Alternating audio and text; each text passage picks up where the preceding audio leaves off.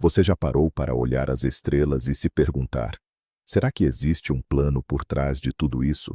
Algum tipo de mapa que explique a conexão entre galáxias distantes e até mesmo seus próprios pensamentos e sentimentos? E se eu te disser que esse mapa existe e que ele foi criado há milhares de anos? Hoje, embarcaremos em uma jornada através de um dos mais antigos e misteriosos mapas da criação, a Árvore da Vida Cabalística. Este não é apenas um símbolo antigo. É um diagrama detalhado da estrutura da realidade, da consciência divina e, pasme, da sua própria alma. Eu prometo, no final deste vídeo, você não apenas saberá como ela funciona, mas começará a enxergar conexões ocultas na sua vida que você nunca sequer imaginou. Aliás, você acredita que o universo tem uma estrutura secreta? Responda nos comentários, sim ou não, antes mesmo de começarmos. Sua opinião é muito importante. Agora, apertem os cintos, pois vamos mergulhar no projeto divino do universo. Antes de começarmos a desvendar o mapa em si, vamos alinhar os termos. Afinal, o que é a Cabala? Ao contrário do que muitos pensam, não é uma religião, nem magia, e muito menos adivinhação, embora seus elementos tenham se infiltrado em muitas tradições místicas. A Cabala é um ensinamento esotérico, ou seja, secreto e interno, do judaísmo. Seu nome deriva de uma raiz hebraica que significa recebimento ou aceitação. Em outras palavras, é um conhecimento transmitido oralmente, de mestre para discípulo, como um tesouro de valor inestimável. O objetivo da Cabala não é meramente a crença, mas sim a compreensão. Compreender a natureza de Deus, a essência da criação e, o mais importante, o lugar e o propósito do ser humano nesse quadro grandioso. E a ferramenta central para essa compreensão é o diagrama conhecido como Etz Chaim, ou a Árvore da Vida. Isto não é apenas um desenho. Os cabalistas o veem como um modelo vivo e dinâmico que descreve o processo de emanação, ou seja, a irradiação da energia divina que, passo a passo e se densificando, cria todos os níveis da realidade, desde os mundos espirituais mais elevados até o nosso mundo físico. A Árvore da Vida é, simultaneamente, um mapa do cosmos e um mapa da alma humana. Ao estudá-la, nós estudamos a nós mesmos e o Deus que está dentro de nós. É a chave para entender como o invisível se torna visível. Vamos começar nossa jornada pelo princípio absoluto, ou melhor, por aquilo que existia antes de tudo começar. A Cabala chama a este estado de Ein Sof Or, a luz infinita. Imagine, não apenas uma luz como a de uma lâmpada ou do sol, mas sim uma energia absoluta, ilimitada e onipresente de puro ser. Neste estado, não há nada além desta luz. Não há cima nem baixo, não há tempo nem espaço, não há objetos ou sujeitos. Existe apenas um algo infinito, único e incognoscível, que é a fonte de tudo o que alguma vez foi, é e será. Este estado está tão além da nossa compreensão que é quase impossível falar sobre ele. Qualquer palavra ou conceito que tentemos aplicar ao Ein Sof será apenas uma limitação, uma redução da sua verdadeira natureza. É por isso que os cabalistas falam sobre ele com muita cautela, utilizando metáforas. Imagine um oceano vasto, sem margens, sem fundo e sem superfície. Este oceano é o Ein Sof. Nele está contido o potencial de toda a existência, mas numa forma ainda não manifestada. É como uma folha de papel em branco, onde ainda não foi desenhada nenhuma linha, mas que potencialmente contém todas as imagens possíveis, ou como o silêncio que esconde todos os sons e melodias imagináveis. O Ein Sof é o zero absoluto, a partir do qual nasce o infinito. Este é o primeiro e mais fundamental conceito da Cabala. Compreender que a base de tudo é este princípio único, infinito e incompreensível é o ponto de partida para entender todo o mapa do mundo divino. Na tela, verão agora o seu símbolo. Geralmente é um espaço vazio ou um círculo, que simboliza a ilimitação da qual tudo está prestes a emergir. Esta é a grande epopeia que precede o primeiro instante da criação. Temos, portanto, o Ein Sof, a luz infinita que tudo preenche. A questão é, como poderia surgir algo mais a partir desta plenitude e unidade absolutas?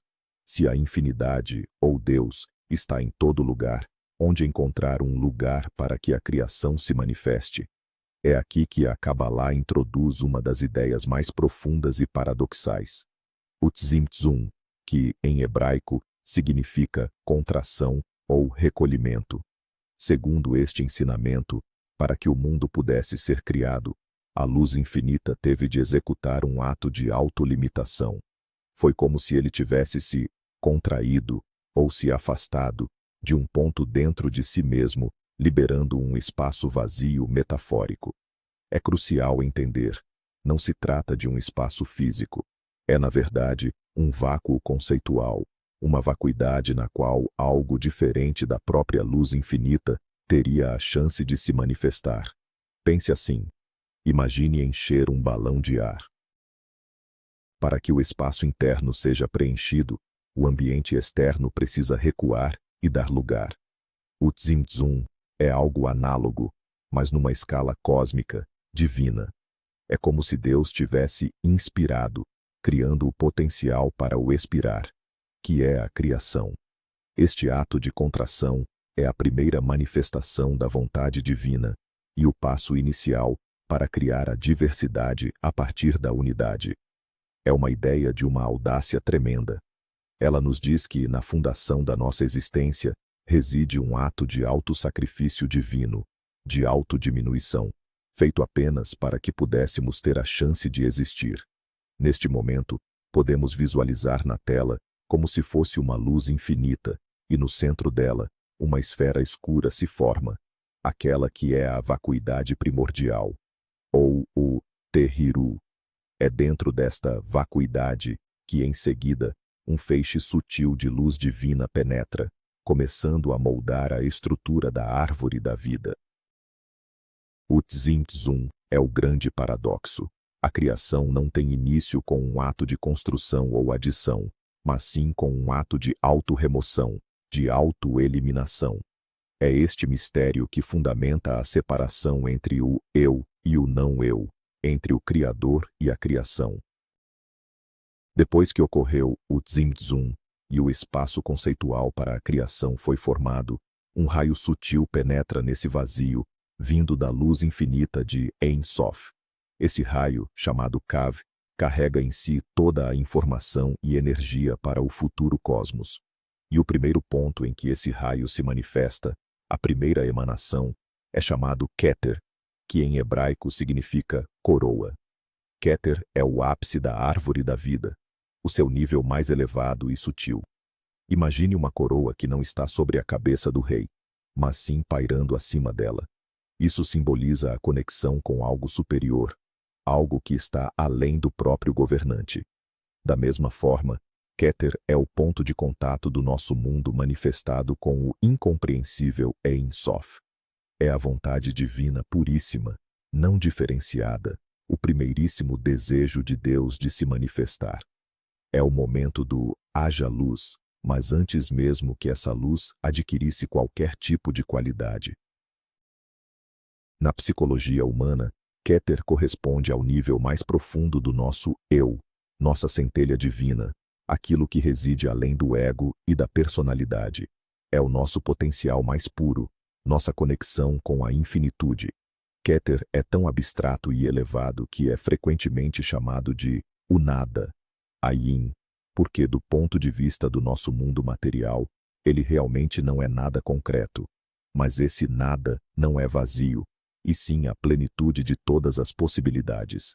Na árvore da vida, Keter é representado como a esfera mais alta, brilhando com uma luz branca e intensa. Visualize-o como um ponto de luz ofuscante, do qual toda a criação restante emana. É o começo de todos os começos, a semente da qual toda a árvore irá crescer. É impossível apreender Keter diretamente, mas podemos sentir a sua presença em momentos de profunda inspiração, intuição ou discernimento espiritual, quando nos sentimos parte de algo infinitamente maior do que nós mesmos. A partir do ponto singular de Keter, a energia divina inicia sua diferenciação, e assim, avançamos para a segunda Sefirá, na árvore da vida, Hotma, que significa sabedoria. Se Keter representa a pura vontade de criar, Hotma é o impulso mais primordial e inicial dessa criação. É como um relâmpago na escuridão, um clarão repentino, que ainda não assumiu forma alguma. É uma energia pura, dinâmica e irrefreável. Os cabalistas associam Hokmah ao princípio masculino, ativo e fertilizador do universo. É frequentemente chamada de o Pai, Abba. Imagine um artista que, de repente, tem uma ideia genial para uma pintura. Não é a pintura em si, nem o esboço, nem o plano. É apenas o impulso criativo puro, bruto, uma explosão de inspiração. Esta é a energia de Hokmah. Essa sabedoria não é a de conhecimento acumulado, mas sim a compreensão intuitiva e instantânea da verdade, que emana de uma fonte que transcende a nossa razão. Na árvore da vida, Hokmah se localiza no topo da coluna direita, o pilar da misericórdia. Sua cor é um azul puro e vibrante, ou cinza, simbolizando as águas ilimitadas da sabedoria. Visualmente, podemos imaginá-la como uma semente que contém todo o potencial de uma futura árvore, ou como um ponto que busca expandir-se para se tornar uma linha.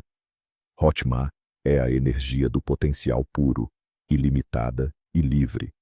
Ela carrega todas as ideias e formas possíveis, mas, em si mesma, ainda não é nenhuma delas. Na psique humana, Hokmah corresponde ao hemisfério direito do cérebro, responsável pela intuição, criatividade, espontaneidade e percepção holística. É a capacidade de enxergar o quadro completo, sem o dividir em partes. Sem a Sefirá seguinte, Binah, a energia de Hokmah permaneceria apenas um lampejo caótico, incapaz de se concretizar. Ela é o primeiro passo necessário, mas a criação requer o segundo. Se Hokmah é o impulso ígneo e indomável, para que algo concreto possa nascer dessa energia, ele precisa de estrutura, de uma forma, de um vaso que seja capaz de contê-lo e dar-lhe definição. Este papel é desempenhado pela terceira Sefirá, Binah, que significa compreensão ou entendimento. Binah é o grande princípio formativo do universo. Ela recebe a energia ilimitada de Hokmah e a veste com as primeiras formas conceituais. Se Hokmah é o mero lampejo de uma ideia, Binah é a elaboração dessa ideia, a criação do plano, o esboço ou o projeto. É o processo de dar sentido e estruturar.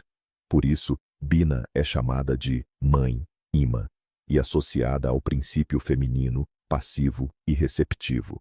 Ela é o grande útero cósmico, onde a semente fertilizadora de Hokmah começa a se desenvolver num conceito específico. Na árvore da vida, Binah está no topo da coluna esquerda, o pilar da severidade. A sua cor é o preto, a cor da profundidade, do mistério, de tudo o que ainda não se manifestou, mas de onde a forma nasce. Imaginemos um arquiteto. Hokmah é a inspiração repentina, a visão do futuro edifício.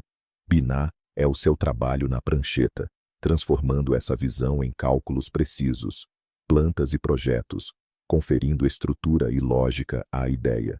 Sem Binah, o impulso criativo de Hokmah simplesmente se dissiparia. Binah fornece-lhe definição, limites e leis. É aqui que nascem os conceitos de tempo e espaço, causa e efeito. Na psique humana, Binah corresponde ao hemisfério esquerdo do cérebro, responsável pela lógica, análise, raciocínio racional e linguagem. É a nossa capacidade de analisar, classificar e compreender o mundo através de conceitos estruturados. Juntos, o primeiro trio, Keter, Hokmah e Binah, formam o chamado triângulo superior, ou mundo das ideias. Este é o nível da pura mente divina, onde nascem os arquétipos de todas as coisas, antes mesmo de se manifestarem nos níveis inferiores da existência. Entre o triângulo divino superior, Keter, Chokmah e Binah, e as 7 Sefirot, que compõem o mundo das formas, existe um abismo conceitual, muitas vezes chamado de o abismo ou Da'at. É crucial entender que Da'at não é uma Sefirot no mesmo sentido das outras. Em diversas representações da árvore da vida, ela é desenhada com uma linha pontilhada, justamente para ressaltar seu status especial. Da'at se traduz como conhecimento, mas não se trata apenas de conhecimento intelectual. É um conhecimento que nasce da experiência, da união, do que se vive. Da'at é o ponto onde as ideias abstratas da Trindade Superior podem ser, de fato, conhecidas e integradas, manifestando-se posteriormente na realidade. Funciona como uma ponte entre o mundo das ideias e o mundo das formas. Imagine que você leu um livro sobre como nadar. Esse é o conhecimento no nível de Binah, conceitual. Mas quando você salta na água e realmente começa a nadar, você alcança Da'at, o conhecimento adquirido pela experiência, pela fusão da teoria com a prática. Da'at é o resultado da união harmoniosa de Chokmah, sabedoria, e Binah, entendimento. Quando os princípios masculino e feminino se unem, nasce o seu filho, o conhecimento. Atravessar o abismo é um dos momentos cruciais no caminho espiritual. Isso implica em abandonar o apego ao ego e às nossas concepções habituais, demonstrando uma disposição para encarar o desconhecido, a fim de ascender a um novo patamar de consciência. O abismo separa o nosso eu cotidiano do nosso eu superior, o eu espiritual. Muitos místicos descrevem essa experiência como a noite escura da alma, um período de desorientação e perda das velhas referências, essencial para a aquisição do verdadeiro conhecimento. Visualmente, Da'at pode ser imaginada como um túnel ou um funil que conecta as partes superior e inferior da árvore. É um ponto de transformação, onde o desígnio divino se prepara para se tornar realidade. Sem Da'at, a árvore da vida permaneceria dividida em duas metades, e a energia divina não conseguiria fluir para baixo para manifestar a criação. Após a travessia do abismo, entramos no reino das emoções e dos princípios éticos.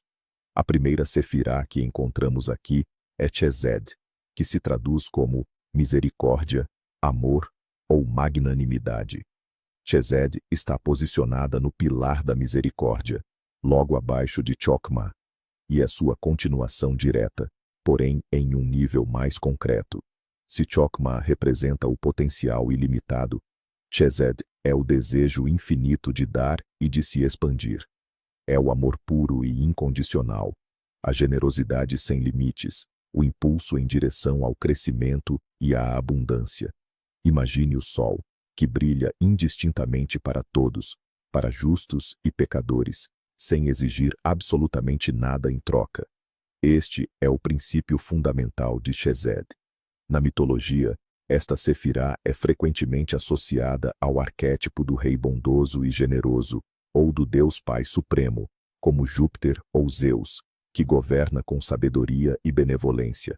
Chesed é o construtor de impérios, o legislador, o patrono.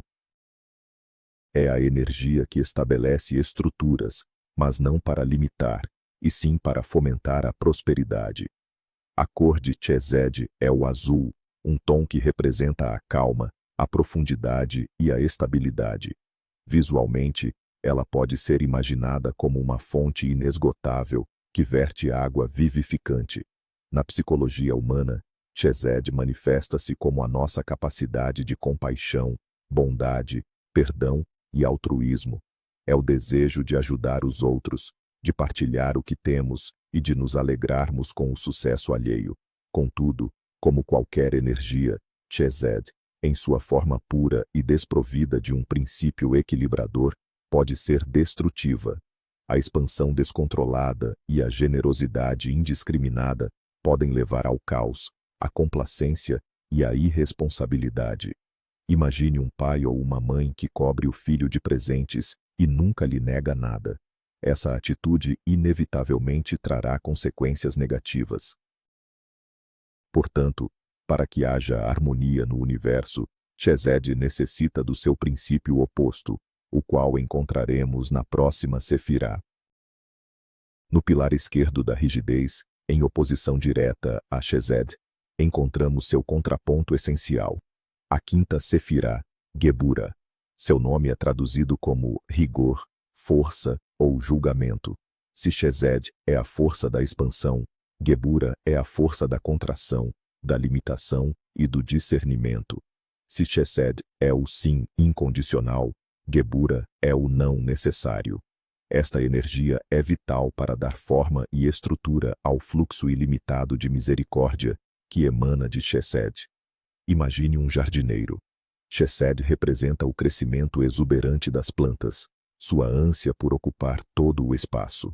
Gebura é a tesoura de poda nas mãos do jardineiro, aparando o que é excessivo, fraco ou doente, para dar força aos ramos saudáveis e garantir uma boa colheita. Sem Gebura, a misericórdia de Chesed transformar-se-ia num caos sufocante. Gebura é o princípio do julgamento, não no sentido de punição, mas de avaliação objetiva e estabelecimento de limites. É a força que declara: isto é bom, aquilo é mal, isto é certo, aquilo é errado. Ela traz clareza e ordem. Na mitologia, Gebura está associada ao arquétipo do deus guerreiro, como Marte ou Ares. É a energia da disciplina, da vontade, da coragem e da capacidade de destruir o que está obsoleto e impede o desenvolvimento. A cor de Gebura é o vermelho, a cor do fogo, da força e da ação. Na psicologia humana, Gebura manifesta-se como a nossa capacidade de autodisciplina, de pensamento crítico, a arte de dizer não e de defender os nossos limites. É a força de vontade que nos ajuda a superar dificuldades e a concentrarmos-nos no objetivo. Obviamente, o excesso de Gebura é tão perigoso quanto a sua falta. Gebura desequilibrada transforma-se em crueldade, tirania, fanatismo e agressividade injustificada. A harmonia só nasce da interação entre Chesed e Gebura, entre a misericórdia e o rigor. O equilíbrio entre elas gera a próxima e central Sefirá da árvore da vida. No cerne da árvore da vida, situada no pilar central, encontramos a sexta Sefirá, Tiferê. Seu nome é traduzido como beleza ou esplendor. Tiferê representa o ponto de equilíbrio perfeito entre a graça expansiva de Chesed e a severidade restritiva de Gevurá. É a harmonia das polaridades. Se Chesed é a tese e Gevurá a antítese, Tiferet é a síntese de ambas. Ela atua como o centro de todo o sistema da Sefirot, conectando os níveis espirituais mais elevados com os níveis mais baixos e materiais. Por essa razão, Tiferê é frequentemente chamada de o coração da árvore. É o ponto de encontro entre o divino e o humano. Imagine uma balança. De um lado, o amor ilimitado. Do outro, a justiça rigorosa. Tiferê é o fiel da balança, o ponto de equilíbrio que permite que esses dois princípios atuem em conjunto, gerando harmonia e beleza. Na mitologia, Tiferet é associada ao arquétipo do deus que morre e ressuscita, como Cristo, Osíris ou Dionísio. Isso simboliza o sacrifício do ego em prol de uma consciência superior, representando transformação e renascimento espiritual. É também o arquétipo da criança divina, o filho que media entre o Pai Celestial, Chokmah, e a Mãe Terrena, Binah. A cor de Tiferet é o amarelo ou o dourado, a cor do sol, do brilho e da iluminação. Visualmente, ela é o centro de onde os raios de luz se irradiam para todas as outras Sefirot. Na psicologia humana, Tiferet corresponde ao nosso verdadeiro eu, ou ao eu superior. É o centro da nossa personalidade, o ponto de autoconsciência onde podemos encontrar o equilíbrio entre nossos desejos e deveres, entre a emoção e a razão. Atingir o nível de Tiferet na jornada espiritual significa alcançar a integridade, a autoconsciência plena e a capacidade de amar de forma genuína, sacrificial e harmoniosa. É o estado em que o indivíduo age não por motivos egoístas, mas a partir do seu centro mais profundo, em plena sintonia com o universo. Descendo um pouco mais na árvore da vida, chegamos ao próximo triângulo, que rege a personalidade e os aspectos mais concretos da nossa existência. A sétima Sefirá, Netzach, está localizada na coluna direita, a coluna da misericórdia, abaixo de Chesed. Seu nome é traduzido como vitória ou eternidade. Netzach representa o mundo dos nossos instintos, emoções, desejos e paixões. É a energia bruta e natural que nos impulsiona. Se Tiferet é o coração consciente, Netzach é o coração instintivo. É a força da natureza em nós, nossos instintos animais, impulsos criativos e energia sexual. É tudo o que está ligado aos sentimentos, e não à razão. Imagine uma floresta selvagem e indomável, ou um oceano em fúria. Essa é a energia de Netzach. Poderosa, caótica, vibrante, mas destituída de estrutura e ordem. Na mitologia, Netzach está associada à deusa do amor e da beleza, como Vênus ou Afrodite. É o princípio da atração, do desejo e da inspiração que reside na base da arte, da poesia e dos relacionamentos românticos. É a energia que nos impele a buscar a união, a superar as fronteiras entre o eu e o outro. A cor de Netzach é o verde, a cor da natureza, do crescimento e da fertilidade. Na psicologia humana, Netzach é a nossa esfera emocional. É a nossa capacidade de sentir alegria, tristeza, amor e raiva. São nossos sonhos, fantasias e imaginação criativa. É a parte de nós que deseja desfrutar da vida, criar e amar. No entanto, como qualquer força na coluna direita, Netzach, em sua forma pura, é desequilibrada. Emoções e desejos descontrolados podem levar à indulgência, à ilusão, ao auto-engano e à busca por prazeres fugazes. Emoções sem razão são cegas. Portanto, para o funcionamento harmonioso da personalidade, Netzach precisa do seu oposto, a Sefirá que traz ordem e estrutura ao mundo dos sentimentos. Em contraste com a Netzach, que é emocional e instintiva, encontramos a oitava Sefirá, Hod, situada no pilar esquerdo da severidade. O nome Hod pode ser traduzido como glória, esplendor ou ressonância. Se Netzach é o mundo dos sentimentos, Hod é o mundo da razão, do intelecto e da lógica. É a nossa capacidade de analisar, classificar, construir teorias e comunicar através da linguagem e dos símbolos. Hod pega a energia bruta das emoções de Netzach e lhe dá forma, transformando-a em palavras e conceitos. Imagine um cientista em laboratório, sistematizando dados, elaborando hipóteses e descrevendo suas descobertas através de fórmulas precisas.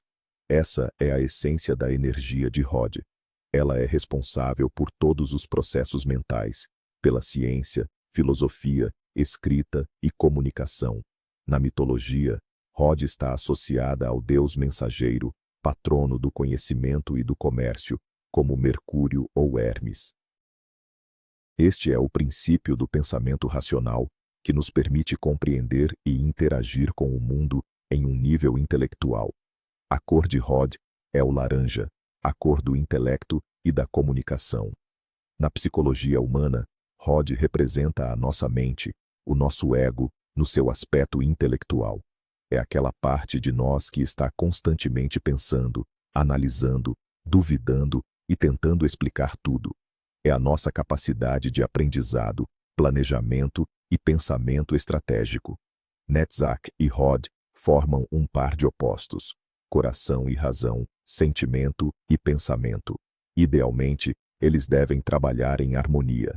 A razão deve guiar e estruturar os sentimentos, e os sentimentos devem animar e inspirar a razão.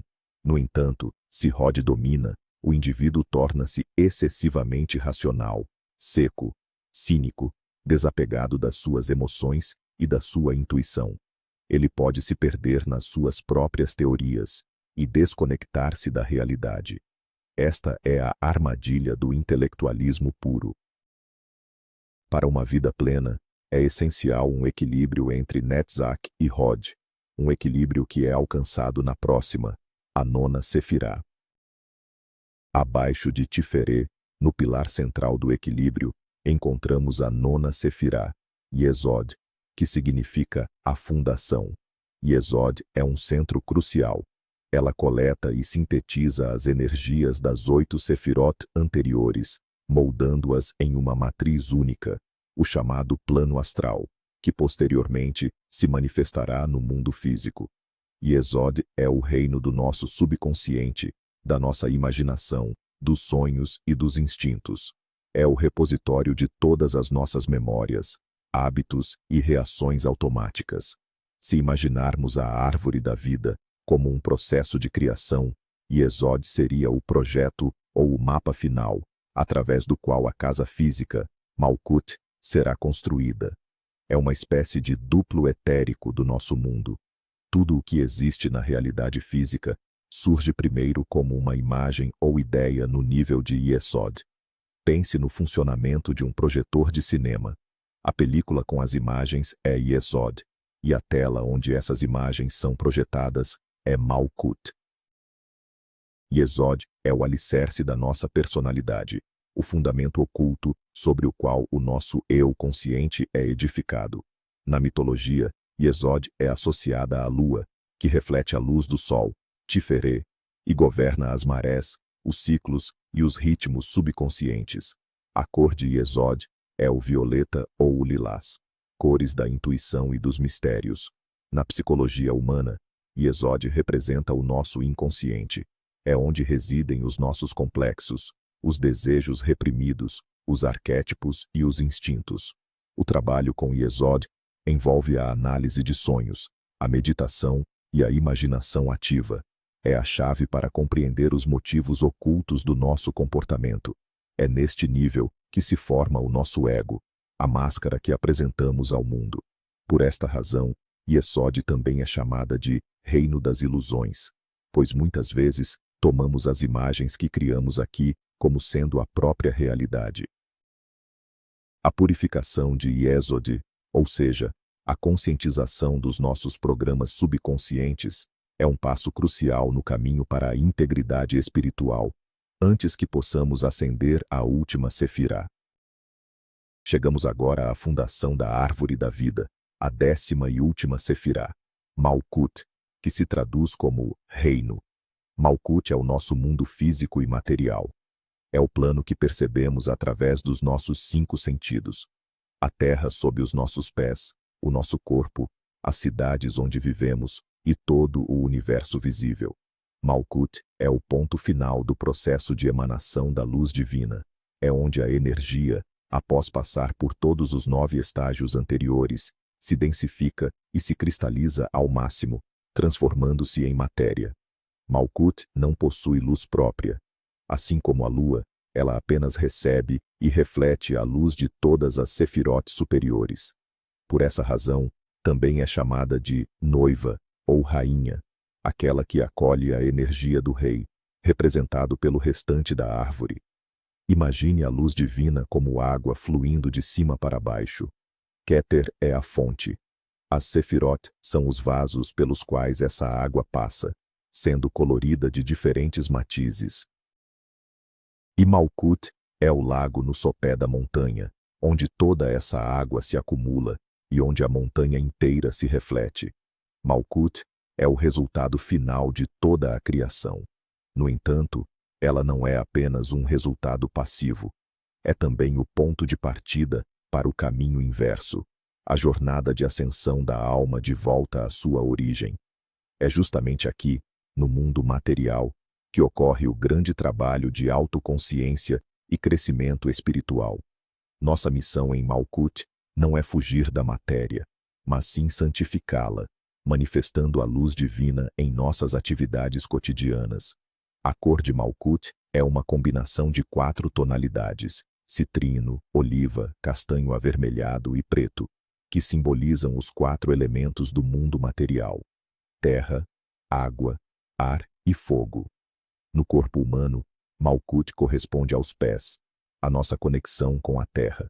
É a nossa capacidade de estar no aqui e agora e de agir concretamente no plano físico.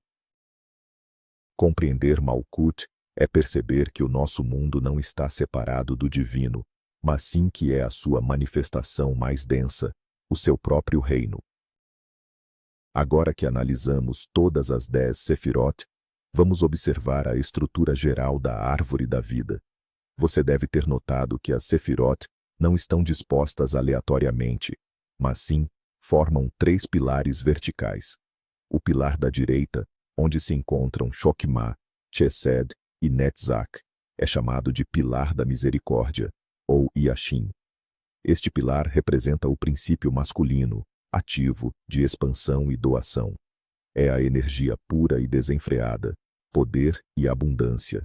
Se apenas este pilar existisse no universo, ele explodiria numa expansão infinita e sem forma. Seria energia sem controle, amor sem limites que, no final, se tornaria sufocante e destrutivo. Imagine um rio sem margens que inunda tudo ao seu redor. Este é o poder do pilar direito em sua manifestação extrema. A nível psicológico, este pilar está associado à nossa intuição, emoções, criatividade, generosidade e otimismo. As pessoas cuja energia deste pilar é fortemente manifestada são geralmente abertas, amigáveis, cheias de ideias e entusiasmo. Elas compartilham facilmente os seus recursos e tempo. No entanto, a sua fraqueza pode ser a falta de disciplina, a ingenuidade, a falta de praticidade e uma tendência a exageros. Podem fazer promessas que não conseguem cumprir e iniciar projetos que nunca terminam. Compreender a dinâmica do pilar da misericórdia ajuda-nos a reconhecer uma das forças fundamentais que operam tanto no cosmos quanto em nossa própria alma. Este é o impulso eterno para o crescimento e a doação, que é um dos 2 pilares que sustentam toda a criação. Para entender como o equilíbrio é alcançado, precisamos recorrer ao seu oposto, o pilar da esquerda. Em oposição ao pilar da misericórdia, temos o pilar esquerdo, que engloba as Sefirot de Biná, Jeburá e Hod. Ele é tradicionalmente conhecido como o pilar do rigor, ou Boaz. Este pilar simboliza o princípio feminino, passivo, restritivo e de acolhimento. Sua função primordial é moldar, estruturar e impor limites à energia expansiva e ilimitada do pilar direito. Se o pilar direito é a força da expansão, o esquerdo é a força da contração. Se o universo fosse regido apenas pelo pilar esquerdo, ele entraria em colapso num único ponto, tornando-se uma estrutura estática, rígida e sem vida. Seria a ordem sem a vitalidade, a forma desprovida de conteúdo. Imagine o leito de um rio sem água. Essa é a força do pilar esquerdo em sua manifestação mais extrema. É o esqueleto que dá forma ao corpo, mas que, sozinho, não é a própria vida. No nível psicológico, este pilar está associado à nossa razão, lógica, capacidade de análise, pensamento crítico, disciplina e a habilidade de estabelecer limites. Indivíduos com uma forte energia do pilar esquerdo tendem a ser racionais, práticos, organizados e extremamente confiáveis. São excelentes analistas e estrategistas, capazes de perceber os detalhes e identificar falhas em qualquer sistema. Valorizam profundamente a ordem e a justiça. Contudo, sua fraqueza reside na criticidade excessiva, pessimismo, frieza emocional e rigidez. Podem temer a mudança e ter dificuldade com a espontaneidade e a empatia. Muitas vezes, enxergam as regras, mas não a pessoa por trás delas. O pilar do rigor é, portanto, uma força essencial, pois impede o caos e estabelece a ordem.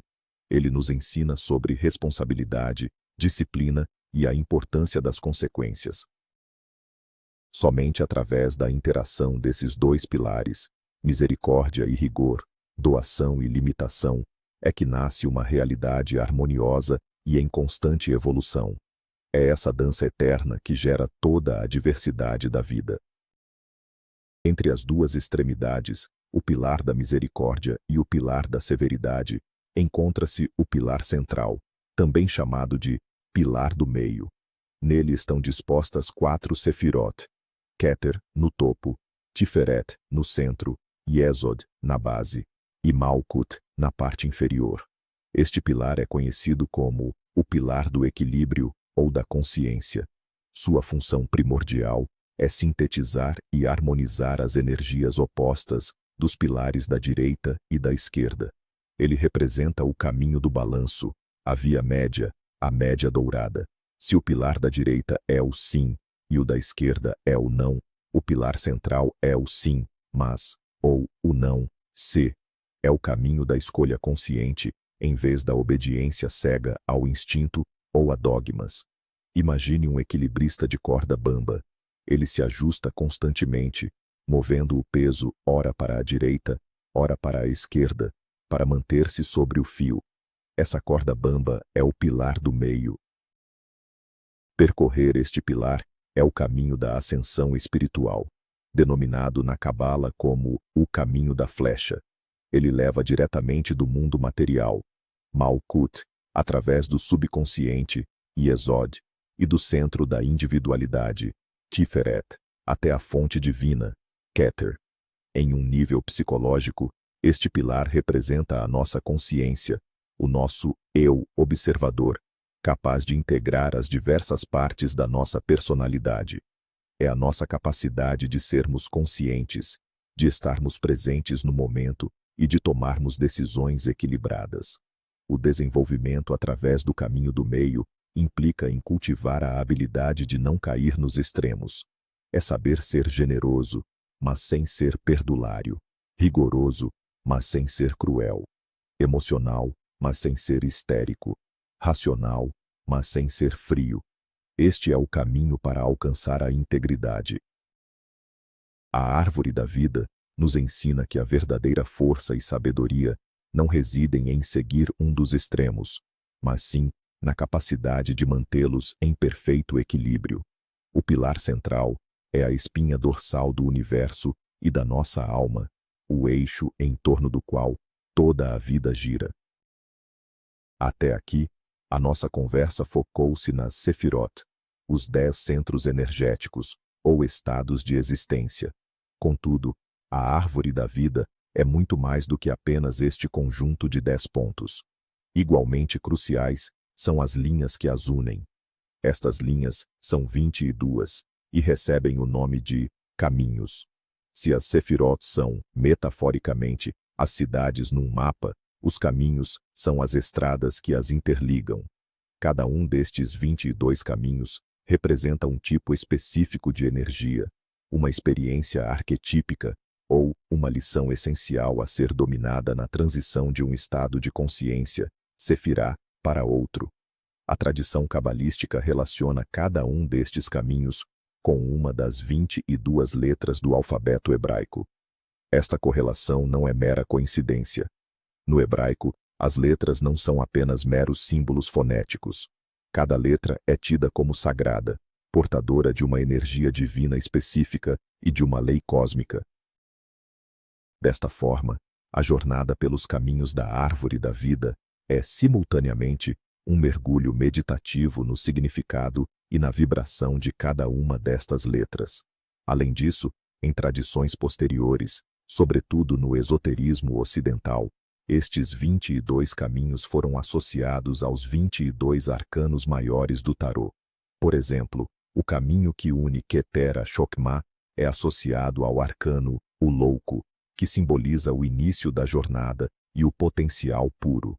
O caminho entre Chokmah e Binah corresponde a o mago, representando a vontade e o domínio, e assim por diante. Este sistema transforma a árvore da vida numa ferramenta incrivelmente rica para o autoconhecimento.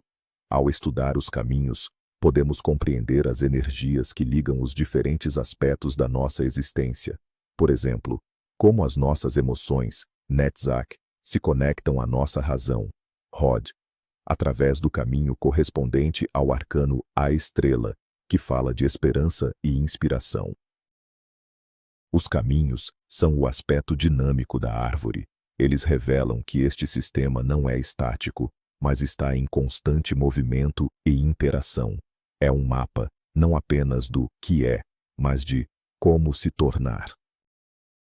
Agora que já temos uma visão geral da estrutura da árvore da vida, a grande questão é: como podemos aplicar tudo isso na nossa vida pessoal? A Cabala afirma que o ser humano foi criado à imagem e semelhança de Deus. Isso significa que a árvore da vida não é apenas um mapa do universo, mas também um diagrama da nossa própria psicologia e estrutura espiritual. Cada um de nós é um microcosmo que reflete o macrocosmo. Vejamos como isso funciona na prática. Keter é a nossa centelha divina, o nosso eu superior, a conexão com o Uno. Chokmah e Binah são os dois hemisférios do nosso cérebro, o intuitivo e criativo direito e o lógico e analítico esquerdo. Chesed é a nossa capacidade de amar, de sentir compaixão e de sermos generosos. Geburah é a nossa força de vontade, disciplina e a habilidade de dizer não. Tiferet é o centro da nossa personalidade, o nosso ego no estado saudável e equilibrado, o nosso coração. Netzach representa as nossas emoções, instintos e desejos. Hod, por sua vez, é o nosso intelecto, a capacidade de comunicação e o raciocínio lógico. Yesod é o nosso subconsciente, o mundo dos sonhos, memórias e hábitos. E, finalmente, Malkut é o nosso corpo físico e a nossa interação com o mundo material. Usando este mapa, podemos fazer um verdadeiro diagnóstico da nossa vida.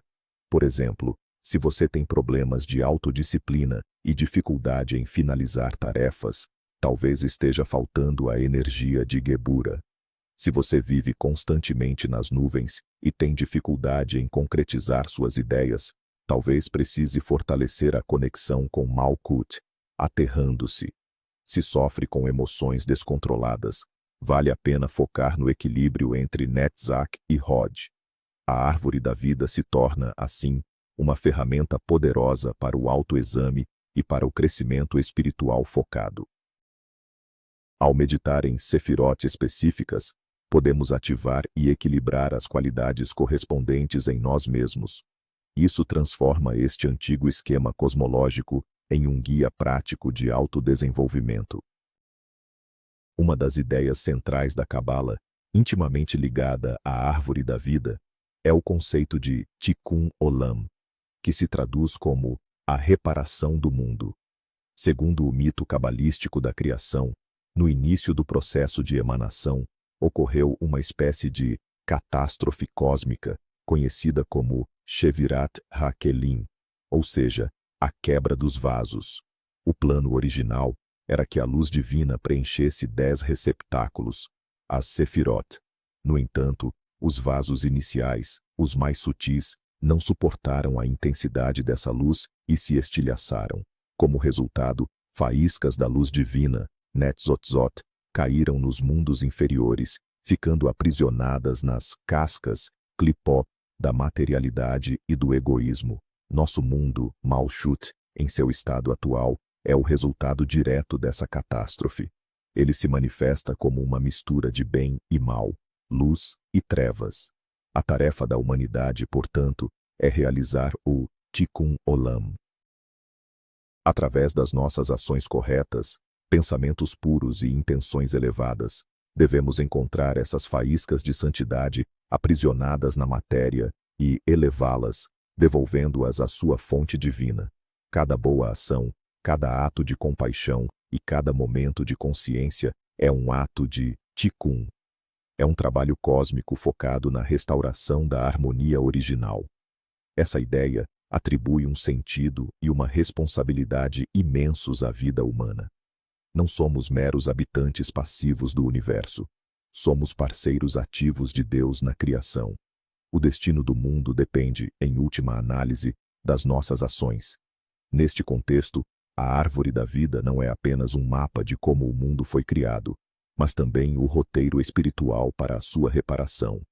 Ao ascender pela árvore no nosso desenvolvimento espiritual, equilibrando as energias da Sefirot dentro de nós mesmos, contribuímos diretamente para a reparação de todo o cosmos. Quando harmonizamos Chesed, misericórdia, e Gevura, rigidez, em nosso interior, ajudamos a restaurar o equilíbrio global entre graça e rigor. Quando unimos nossa razão, Hod, e nosso afeto, Netzach, facilitamos a reunião das partes que foram divididas na criação. Dessa forma, na Cabala, a transformação pessoal e a transformação do mundo estão intrinsecamente ligadas. Voltemos ao ponto mais alto da árvore e falemos sobre os nomes divinos ligados a cada sefirá. A Cabala ensina que os nomes de Deus encontrados nos textos sagrados não são meros títulos, mas sim fórmulas que expressam aspectos específicos da sua essência. Cada sefirá possui seu nome divino, que atua como a chave para acessar a sua energia. Para Keter, a coroa, o nome divino é Eheye, que se traduz como Eu Sou, ou Eu Serei. Este nome foi revelado a Moisés na sarça ardente. Ele expressa a essência pura e não diferenciada da existência, o eterno presente. É a afirmação do ser em si, desprovida de quaisquer atributos. Meditar sobre este nome ajuda a conectar-se com o nível mais profundo da nossa própria existência, com aquela parte de nós que simplesmente é, para além de todos os papéis, nomes e definições. É a consciência do Eu puro, um reflexo do divino Eu Sou. Esta é a mais poderosa afirmação do ser. Em um sentido prático, trabalhar com o nome Eheye é uma prática de atenção plena, de permanência no momento do aqui e agora, liberando os pensamentos sobre o passado e o futuro. É uma tentativa de tocar o estado que antecede o pensamento, a pura consciência. Este nome nos recorda que a nossa verdadeira natureza não são os nossos pensamentos, nem os nossos sentimentos, nem o nosso corpo, mas sim a testemunha eterna e imutável de tudo isso, o próprio ser. A compreensão deste aspecto de Keter, através do seu nome divino, ajuda a estabelecer o fundamento correto para toda a jornada espiritual. Antes de podermos entender quem somos, precisamos reconhecer o que nós simplesmente somos. Este é o ponto de partida, a partir do qual toda a diversidade da nossa experiência se desenrola. Na segunda sefirá, Chokmah, que representa a sabedoria, o nome divino associado é Yah. Embora seja muito curto, é um nome extremamente poderoso.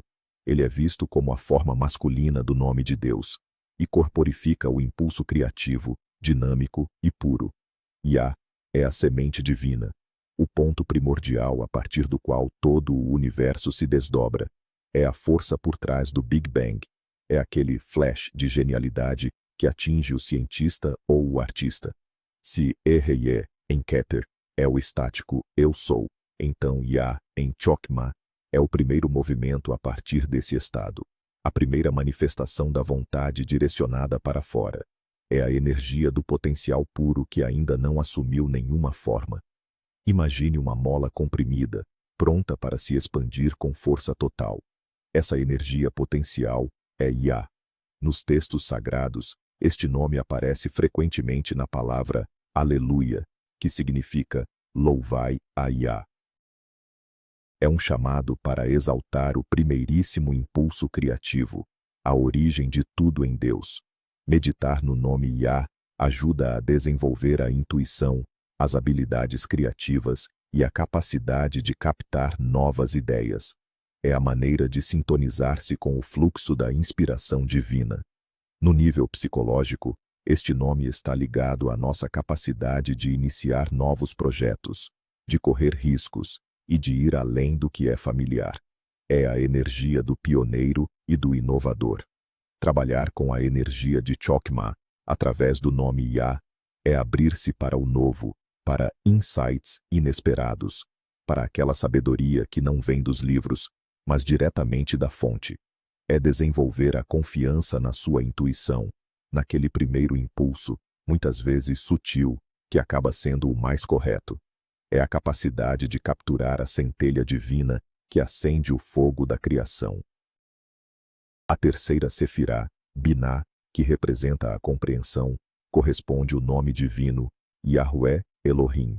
Este é um nome composto e extremamente significativo. Yahweh é o tetragramaton, o nome impronunciável de Deus, geralmente traduzido como Senhor. Ele representa o aspecto dinâmico e transcendente da divindade, o Deus que está para além da nossa percepção. Elohim é o nome de Deus utilizado logo na primeira linha da Bíblia. No princípio, Elohim criou os céus e a terra. Elohim está no plural, o que sugere o aspecto de Deus como a totalidade das forças divinas, o Criador do mundo manifestado e ordenado. Assim, o nome Yahweh Elohim representa a união do transcendente, Yahweh, e do imanente, Elohim, ou seja, Deus além do mundo e Deus dentro do mundo. Este nome simboliza o processo pelo qual a energia ilimitada, Chokmah, se reveste de forma e estrutura concretas, Binah. Binah, como a grande mãe, recebe a semente de Yah e a nutre, transformando essa energia potencial em um cosmos ordenado. Yahweh Elohim é Deus enquanto o arquiteto divino, aquele que estabelece as leis da natureza, o tempo e o espaço. Meditar neste nome ajuda a desenvolver o raciocínio lógico, a capacidade de análise, de planeamento e a compreensão de sistemas complexos. É uma forma de trazer ordem ao caos dos nossos pensamentos e emoções. A nível psicológico, este nome está ligado à nossa capacidade de reflexão, autoanálise e à elaboração de planos a longo prazo. É a energia do cientista, do legislador e do organizador. Trabalhar com a energia de Binah através do nome Yahweh Elohim é desenvolver o nosso editor interno. Esse editor ajuda a cortar o supérfluo, a estruturar as ideias e a levá-las a uma conclusão lógica. É a capacidade não apenas de gerar ideias, mas de concretizá-las através de um planeamento rigoroso e da compreensão das relações de causa e efeito. Para a quarta Sefirá, Chesed, que significa misericórdia ou graça, o nome divino associado é El. Este é um dos nomes de Deus mais antigos do Médio Oriente, significando simplesmente Deus, força ou poder. No contexto da árvore da vida, El representa o aspecto de Deus como um soberano misericordioso, amoroso e generoso. É o Deus Pai que cuida da sua criação e lhe concede tudo o que é necessário para a vida e prosperidade. El é a força por detrás da abundância da natureza e dos princípios que sustentam a ordem e a justiça, mas uma justiça temperada pela misericórdia e não punitiva. É a energia de crescimento, de expansão e de bênção. Pense no arquétipo do bom rei Salomão, conhecido pela sua sabedoria e magnanimidade. Essa é a manifestação humana da energia de Chesed. Meditar no nome El ajuda a desenvolver as qualidades de compaixão, bondade, generosidade e perdão. É uma forma de abrir o coração e aprender a amar incondicionalmente, tal como Deus ama a sua criação. Ajuda-nos a superar a mesquinhez, a inveja e o julgamento. Numa perspectiva psicológica, trabalhar a energia de Chesed através do nome El é desenvolver o nosso benfeitor interior. É a capacidade de ver o bem nas pessoas, de acreditar no seu potencial e de lhes dar apoio. É a habilidade de construir relações harmoniosas, baseadas na confiança e na entreajuda. está também ligada às qualidades de liderança, mas não uma liderança autoritária, e sim um modelo baseado no cuidado dos subordinados e na busca pelo bem comum. O nome El lembra-nos que a verdadeira força não reside no domínio sobre os outros, mas sim na capacidade de os servir e os ajudar a prosperar. É a energia de criação e suporte que está na base de qualquer estrutura social saudável, seja a família, um grupo de trabalho ou até mesmo uma nação inteira. A quinta sefirá, Geburá, que significa rigor ou severidade, corresponde o nome divino Elohim Gibor. Vemos novamente o nome Elohim, mas desta vez com o acréscimo Gibor, que significa poderoso, forte ou guerreiro. Deste modo, Elohim Gibor representa Deus como o juiz poderoso ou o Deus guerreiro. Este aspecto de Deus é responsável por estabelecer limites, fazer cumprir as leis e destruir aquilo que impede o desenvolvimento. É a força divina que traz discernimento e clareza. Ciel, referente a Shezed, é a energia do amor incondicional. Elohim Gibor é a energia da severidade e da justiça necessárias. É a força que diz não ao mal e à injustiça. É a espada do arcanjo que corta tudo o que é falso e obsoleto.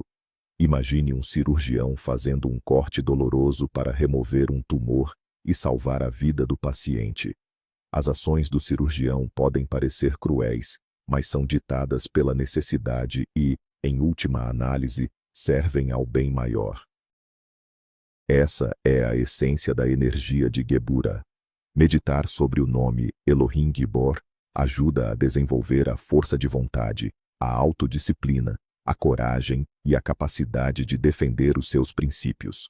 É uma forma de aprender a dizer não ao que nos prejudica ou prejudica os outros, mesmo que seja difícil. Ajuda a superar o medo, a preguiça e a indecisão. No nível psicológico, trabalhar a energia de Geburah através do nome Elohim Gibor é desenvolver o nosso guerreiro ou juiz interior. É a capacidade de ter pensamento crítico, de fazer uma avaliação objetiva de si mesmo e dos outros. É a habilidade de estabelecer limites pessoais saudáveis e exigir respeito. É a força necessária para superar maus hábitos e vícios.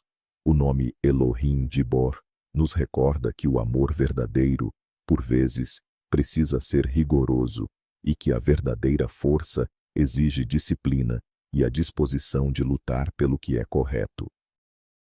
Para a Sefirá central, Tiferé, que representa a beleza, o nome divino é Yahweh Eloah Vedaat. Trata-se de um nome complexo e de múltiplas facetas. Yahweh é, como sabemos, o nome transcendente de Deus. Eloah é outra forma do nome Deus, frequentemente associada à percepção humana do divino. E Vedaat significa e no conhecimento. Assim, podemos traduzir este nome como Senhor Deus, manifestado no conhecimento. Tiferé é o ponto onde o divino, Yahweh, encontra o humano, Eloah, através do conhecimento experiencial, Da'at. É o local onde podemos conhecer Deus, não como um conceito abstrato, mas sim como uma presença viva em nosso coração. Ele é o centro da nossa consciência, o ponto de equilíbrio onde alcançamos a integridade. Tiferet simboliza o princípio da harmonia e do sacrifício. É o arquétipo do filho, que sacrifica o seu ego para cumprir a vontade do Pai. É a beleza que surge do equilíbrio perfeito de todas as partes do sistema. Meditar sobre o nome Yahweh Eloah Vedaat ajuda-nos a encontrar a paz interior, a totalidade e a autoconsciência. É uma forma de nos conectarmos com o nosso verdadeiro eu, aquele que reside além das máscaras e dos papéis do nosso ego. Isso auxilia a curar conflitos internos e a encontrar o balanço entre os vários aspectos da nossa personalidade. No plano psicológico, trabalhar com a energia de Tiferet é um caminho direto para a autoatualização. É o desenvolvimento da capacidade de compaixão, que não nasce da pena ou da caridade, como no Resed desequilibrado, mas sim da compreensão profunda da unidade de tudo o que existe. É o alcance da sabedoria, que é a síntese da força e do amor. O nome Yahweh Eloah Vedaat lembra-nos que o verdadeiro conhecimento de Deus só é possível através do autoconhecimento, por meio de um olhar honesto para a profundidade do nosso coração. É nesse ponto que nos percebemos como filhos de Deus, como faíscas de luz divina revestidas em forma humana. Para a sétima Sefirá, Netzach, a vitória, o nome divino é Yahvé Tzvaot, que é tradicionalmente traduzido como Senhor dos Exércitos. Tzvaot significa exércitos, armadas ou hostes. Este nome representa Deus como o general dos exércitos celestiais dos anjos. Mas no contexto de Netzach, que está ligada ao mundo das emoções, dos instintos e da natureza, os exércitos podem ser entendidos como as incontáveis forças da natureza, as miríades de seres vivos que compõem o exército da vida. Yahvé Tzvaot é o aspecto de Deus que se manifesta através da exuberância e da diversidade da natureza, através do impulso instintivo pela vida e pela continuidade da espécie. É a força divina por trás da evolução, da luta eterna e da vitória da vida sobre a morte. É a energia da paixão, do desejo e da criatividade que move tudo o que é vivo. É o fogo em nosso sangue que nos impele a amar, criar e perseguir os nossos objetivos. A meditação no nome Yahvé Tzvaot ajuda a despertar a energia vital, o entusiasmo e a paixão em nós. É uma forma de nos conectarmos com os nossos verdadeiros desejos e sentimentos, superando a apatia e a indiferença. Isso auxilia no desenvolvimento da imaginação criativa e da compreensão intuitiva da beleza. No plano psicológico, trabalhar com a energia de Netzach significa aceitar e integrar a nossa natureza emocional e instintiva. É entender que os nossos sentimentos não são inimigos, mas sim uma fonte de imenso poder e inspiração, desde que sejam canalizados corretamente. Isso fomenta o desenvolvimento da empatia, a capacidade de sentir e de se solidarizar com os outros. O nome Yahvé Tzvaot nos lembra que Deus está presente não apenas no silêncio e na ordem, mas também no caos, na paixão, no coração da própria vida. É um convite para não temermos os nossos sentimentos, mas sim aprendermos a dançar com eles, transformando-os numa força criativa que nos conduz à vitória, a uma vida plena e abundante. A oitava Sefirá, Hod, que significa esplendor ou glória, corresponde ao nome divino Elohim Tzvaot. Mais uma vez, encontramos Tzvaot, hostes ou exércitos, mas desta vez em combinação com Elohim, o nome de Deus como o Criador da ordem. Se Yahvé Tzvaot, Netzach, é Deus que rege as forças caóticas e instintivas da natureza, Elohim Tzvaot, Hod, é Deus que governa os sistemas ordenados, como as leis da ciência, a estrutura da linguagem, a lógica e o intelecto. As hostes aqui são as multidões de pensamentos, ideias, conceitos, palavras e símbolos. Elohim Tzvaot é Deus como o cientista divino ou o grande comunicador. Este é o aspecto de Deus que se manifesta através da mente humana, da nossa capacidade de pensar, analisar, comunicar e criar sistemas intelectuais complexos. É a faísca divina que nos permitiu criar a ciência, a filosofia, a literatura e a tecnologia. É a força que transforma dados brutos em conhecimento estruturado. A meditação no nome Elohim Tzvaot ajuda a desenvolver a clareza de pensamento, as capacidades intelectuais e as habilidades de comunicação. É um caminho para aprender a expressar os pensamentos com precisão e clareza, sendo persuasivo e íntegro na comunicação. Ajuda a superar o caos mental, as falsas crenças e o auto-engano. A um nível psicológico, trabalhar com a energia de Hod significa desenvolver a nossa inteligência e a capacidade de aprender. É a habilidade de separar factos de opiniões, de construir cadeias lógicas e de ver a estrutura subjacente em qualquer informação. É também o desenvolvimento da autorreflexão, a capacidade de analisar os próprios processos de pensamento. O nome Elohim Tzvaot lembra-nos que a razão é um dom divino, uma ferramenta poderosa para o conhecimento do mundo e de nós próprios. Contudo, como qualquer instrumento, deve servir a um propósito superior, a busca pela verdade e a glória do Criador, e não apenas a exaltação do ego pessoal. A nona Sefirá, Yesod, o fundamento, está associado o nome divino, Shaddai El-Chai. É um nome de imenso poder. Shaddai é frequentemente traduzido como o Todo-Poderoso. El-Chai significa Deus vivo. Assim, Shaddai El-Chai se traduz como o Todo-Poderoso Deus vivo. Yesod é a Sefirá que coleta todas as energias das Sefirot superiores e forma a matriz astral, o modelo pelo qual o mundo físico é construído. É o alicerce da realidade, a fonte da força vital que nutre toda a existência. Por isso, o nome Todo-Poderoso Deus Vivo é perfeitamente adequado aqui. Ele representa Deus como a origem de toda a vida, fertilidade e poder reprodutivo no universo.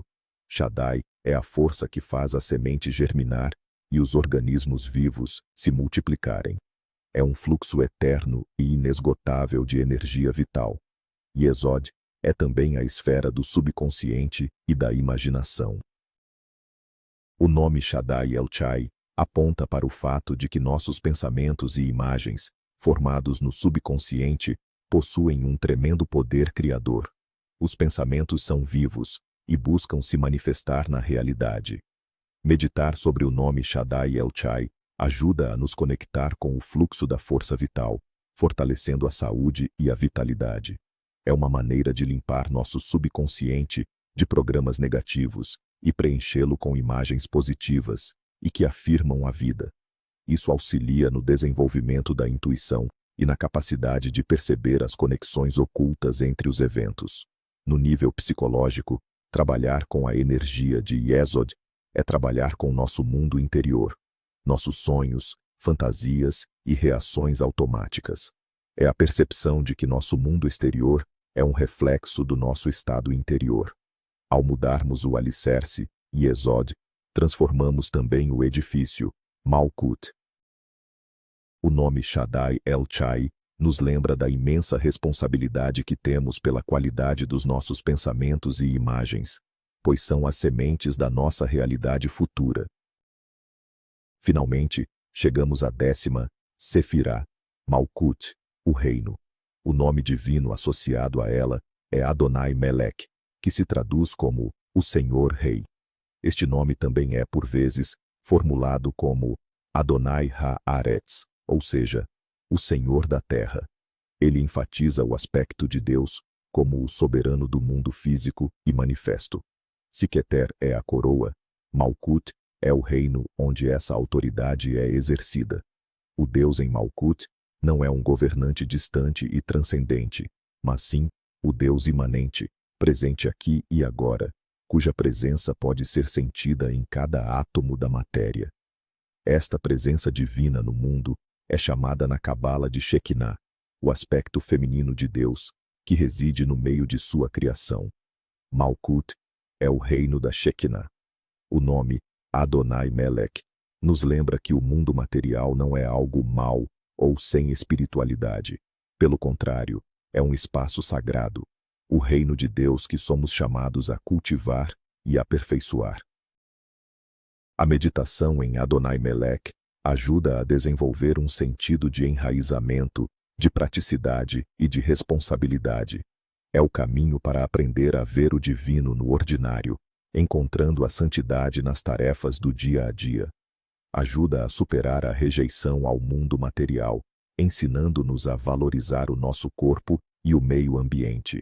Em um nível psicológico, trabalhar com a energia de Malkut significa desenvolver a nossa capacidade de agir no mundo, ser eficaz e levar as coisas até a conclusão. É a capacidade de assumir a responsabilidade pela própria vida e pelo ambiente. É a consciência de ser um administrador ou regente neste pequeno reino, que é a sua vida. O nome Adonai Melech é um apelo à ação. Ele nos diz: eis o reino, governai-o com sabedoria e justiça, sede os vice-regentes de Deus na terra. Este é o acorde final na sinfonia da criação, mas que é, ao mesmo tempo, o ponto de partida para a nossa própria jornada de serviço e de aperfeiçoamento do mundo. Concluímos então esta jornada grandiosa, desde a insondável infinitude do Ein Sof, passando pelo ato da contração divina, o Tzimtzum, e descendo pelos 10 estágios da árvore da vida, chegamos à terra mais sólida sob os nossos pés, a Sefirah Malkut.